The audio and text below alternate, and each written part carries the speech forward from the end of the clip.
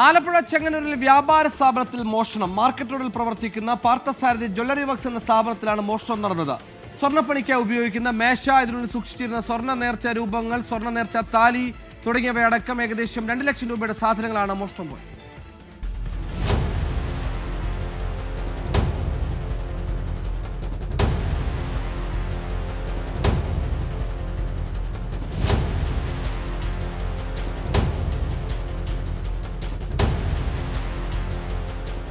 ശനിയാഴ്ച പുലർച്ചെ 4 മണിയോടെയാണ് മോഷണം.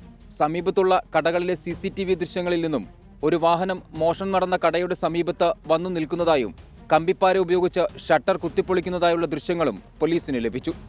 ചെങ്ങന്നൂരിലെ മാർക്കറ്റ് റോഡിൽ പ്രവർത്തിക്കുന്ന KS രാജഗോപാലിന്റെ ഉടമസ്ഥതയിലുള്ള പാർത്ഥസാരഥി ജ്വല്ലറി വർക്ക്സ് എന്ന സ്ഥാപനത്തിലാണ് മോഷണം നടന്നത്.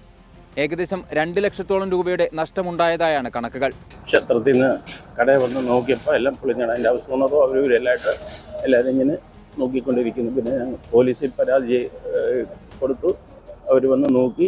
അവർ വന്നതിന് ശേഷം കട തുറന്ന് നോക്കിയപ്പോൾ എൻ്റെ മേശപ്പെട്ടി പണിയുന്ന അതിനകത്ത് കുറേ സ്വർണവും കുറേ വെള്ളി ആഭരണം, കുറേ അച്ചുകളുമെല്ലാം അതിലുണ്ട്. വിലപിടിപ്പുള്ള സാധനങ്ങളൊക്കെയാണ് അതിലുള്ളത്. ഈ വാഹനം കേന്ദ്രീകരിച്ച് പോലീസ് അന്വേഷണം നടത്തുന്നുണ്ട്. നമ്പർ വ്യാജമാണോ എന്നും സംശയമുണ്ട്. ചെങ്ങന്നൂർ സബ് ഇൻസ്പെക്ടർ പ്രദീപ് എയുടെ നേതൃത്വത്തിലുള്ള സംഘം സ്ഥലത്തെത്തി മേൽനടപടികൾ സ്വീകരിച്ചു.